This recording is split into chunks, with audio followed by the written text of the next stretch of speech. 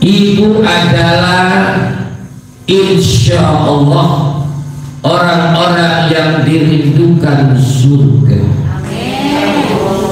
Janjinya Allah melalui lisan baginda Nabi, tiang kang talil Quran, suka deres Quran, tengah dua masak goreng-goreng, jualan kompor, masak bangunin keluarga, atau sholat tahajud, bangunin keluarga, makan bersama, pergi ibadah ke masjid, lalu deres Quran. Istimewa. Al-jannatu mustaqadu ila arba'atin nafar. Surga itu merindukan 4 golongan. Surga itu merindukan orang 4 karakter, 4 jenis. Jadi dirindukan surga. Ibu paham rindu kan? Rindu, pengen ketemu, pagi sarapan ingat kamu, siang ingat kamu, buka puasa ingat kamu, mau tidur ingat kamu. Iku wong rindu. Saya lagu cinta, maka ingat kamu. Ya, itu rindu, pengen ketemu, rindu pengen ketemu. Itu surga merindukan 4 golongan ini. Pertama, talil Quran, orang yang gemar membaca Al-Quran. Biar tambah semangat ibu, orang yang membaca Al-Quran, deres Quran, meskipun bapak ibu tidak paham makna dari isi Al-Quran, ibu tidak ngerti kandungan dalam Al-Quran, ibu tidak paham kapan turunnya ayat yang dibacakan ibu, tidak ngerti asbabun nuzulnya, tetapi ibu mendapatkan pahala dari Al-Quran 1 huruf 10 kebaikan. Kita tidak diharuskan paham Quran, kita tidak diwajibkan ngerti isi Al-Quran. Yang diwajibkan untuk kita umat Islam membaca Al-Quran, bahasa Inggrisnya deres Quran. Jadi ibu gak ngerti, gak apa-apa. Yang diperintahkan di dalam Al-Quran itu Iqra. Iqra maknanya apa? Baca. Bahasa Jerman yang baca itu deres. Yang diperintahkan deres, yang diperintahkan baca, yang diperintahkan ngaos, yang diperintahkan tadarus Al-Quran. Masalah paham tidak paham Al-Quran, masalah Allah Subhanahu wa ta'ala. Kita tapi jangan macam-macam dengan Al-Quran. Ini serius, ibu tidak paham. Mohon maaf kalau sebagian kita banyak yang paham Al-Quran. Contoh, saya awam bodoh. Contoh, Umi nggak paham Al-Quran, jangan macam-macam dengan Al-Quran. Ketidakpahaman dengan Al-Quran, Al-Quran mengandung karomah. Setiap huruf di dalam Al-Quran itu mengandung nyawa, mengandung, meski kita tidak mengerti. Percaya buatan percaya ibu deres Quran sehari khatam 30 hari 30 khatam, ibu hidupnya berubah. Cuma tanpa dibarengi paham, gak usah puasa, gak usah pikir apapun, pikir Al-Quran, gak ngerti Al-Quran, karena Al-Quran itu mukjizat. Meskipun kita tidak paham, Al-Quran bisa mensyafaati kehidupan kita baik di dunia maupun di akhirat. Al-jannatu mustaqatun, surga merindukan ila arba'atin nafar ning wong papat. Pertama yang disebut oleh Kanjeng Nabi talil Quran. Orang yang terus Quran, orang yang tadarus Al-Quran, orang yang membaca Al-Quran, orang yang gemar membaca Al-Quran, itu surga merindukan. Ada yang dirindukan kan enak. Saya dirindukan Sama siapa? sama no misalnya ya, dirindukan datangnya saya. Ibu dirindukan sama seseorang, datangnya ibu setengah mati cara hormatinya dengan kedatangan orang yang dirindukan. Gak ada kalau yang menyambut perempuan gak dari sewaya-waya, kesawan dulu, bajunya baru, yang datang itu orang yang dirindukan. Ini gak mesti pacar atau apapun, anak, orang tua, gurumu, tokoh yang kamu idolakan datang ke rumahmu, langkahkan di anak-anak. Karena apa? Rindu. Nah, begitu pun dengan surga, merindukan orang-orang yang gemar membaca Al-Quran. Surganya dandan, menyiapkan istana buat orang-orang yang ahli Al-Quran, yang talil Quran. Ini bukan orang yang hafal Quran, bukan orang yang ngerti, yang baca Quran, apalagi yang ngerti. Begitu maknanya talil Quran.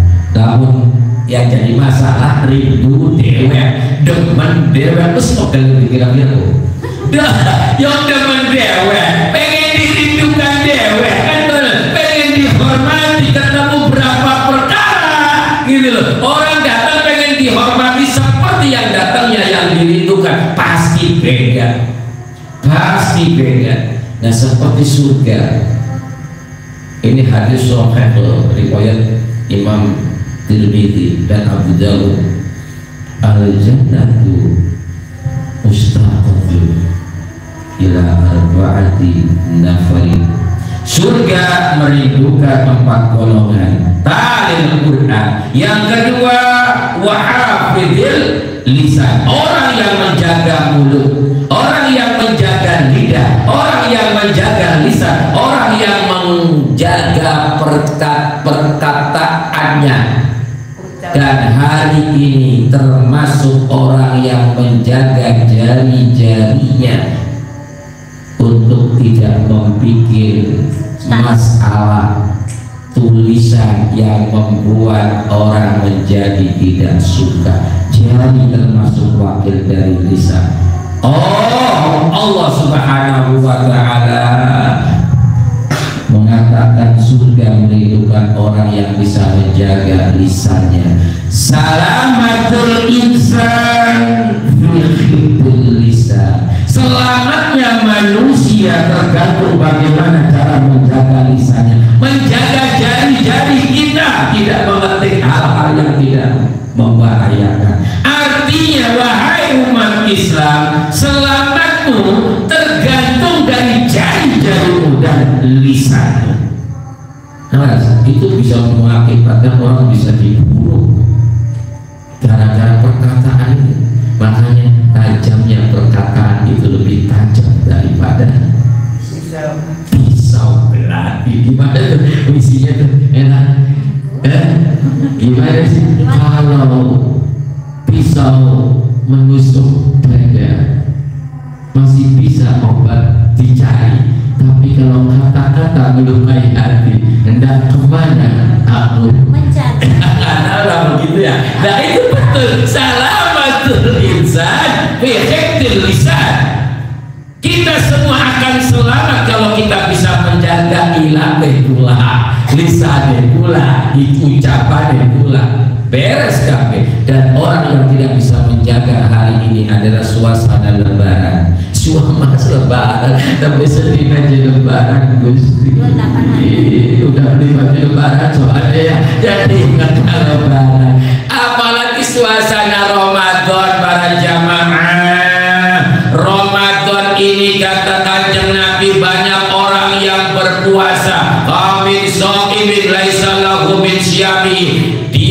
berpuasa tidak makan dari subuh sampai maghrib, tetapi dia tidak mendapatkan pahala dari puasanya banyak. Laisa lahu min syiyamihi illa ju' wal atas, tetapi hanya mendapatkan haus dan dahaga. Karena apa? Tidak bisa menjaga lisan, tidak bisa menjaga ucapannya. Yang paling sering kita lakukan adalah kadzab, bohong itu merusak, membatalkan pahala puasa. Bohong itu membatalkan pahala puasa kita. Sekhusus apapun sampean puasa, kalau bohong beradab oli cuman kempong karo haus. Kenapa? Sebab bohong yang kita sehari bisa 1000 kali bohong. Ramadan ini jangan bohong selesai pahala kita. Bohong salamatul insan fi hifdzil lisan. Maka orang berpuasa mulutnya bau, ibu disikat gigi belum? Sudah. Sebelum subuh ada. Kalau nanti siang bau, gak usah sikat gigi. Kalau siang bau, gak usah sikat gigi. Meski ada imam yang membolehkan, meski boleh, tak gak sampai membatalkan, hanya sampai derajat makruh, gak sampai batal. Tapi gak perlu ibu sikat gigi lagi. Kenapa? Karena indallah, barunya orang yang berpuasa di sisi Allah atyadu min rihil misk, lebih wangi, lebih harum ketimbang bau minyak misik.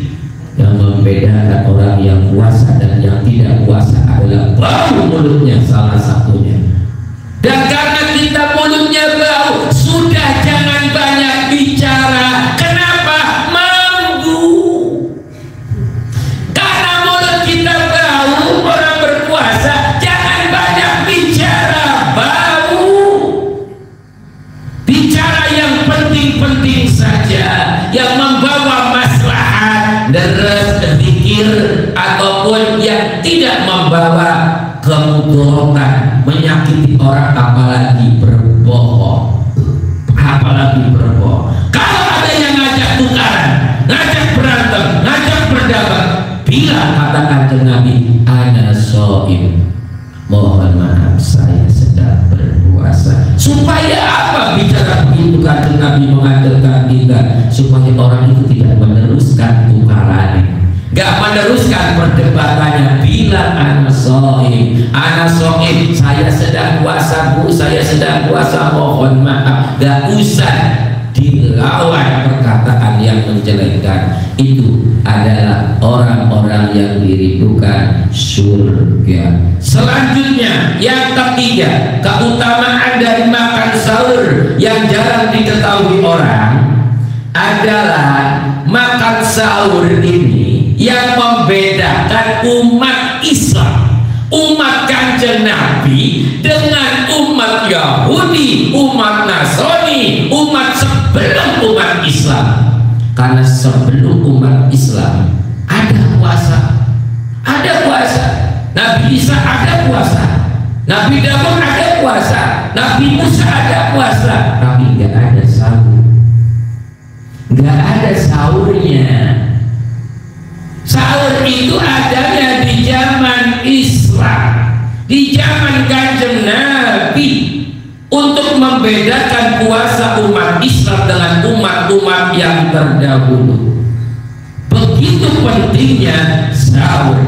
Maka kata Kanjeng Nabi, jangan tinggal sahur, jangan tinggal sahur, jangan tinggal sahur. Sahur hukumnya apa? Sunnah. Jadi kalau ada orang yang tidak sahur, hukumnya apa? Gak apa-apa. Ya, nih hukumnya sahur apa? Sunnah. Saya nggak mau sahur, buka saya kebelakang. Kebanyakan, masya Allah. Habis terawih makan kolak lagi, malam mau tidur makan lagi, dibangunin ibu kenyang. Hukumnya gimana? Gak apa-apa, karena hukumnya tapi kalau ibu sahur mendapatkan rahmat, mendapatkan keberkahan, ikut apa kata Kanjeng Nabi. Kata Kanjeng Nabi, tasaharu, sahurlah kalian semua, meskipun perintahnya adalah ajakan, tapi tidak sampai ke derajat wajib, tapi pahalanya sama dengan pahala wajib. Itu hukum sahur. Meskipun seteguk air, meskipun satu butir kurma, satu butir kismis sekalipun, kalau diniati untuk sahur, maka di situ adalah keberkahan, turunnya rahmat Allah Subhanahu wa ta'ala. Jadi meski ibu sudah kenyang karena habis pesta malamnya, sebelum imsak minum diniatin sahur.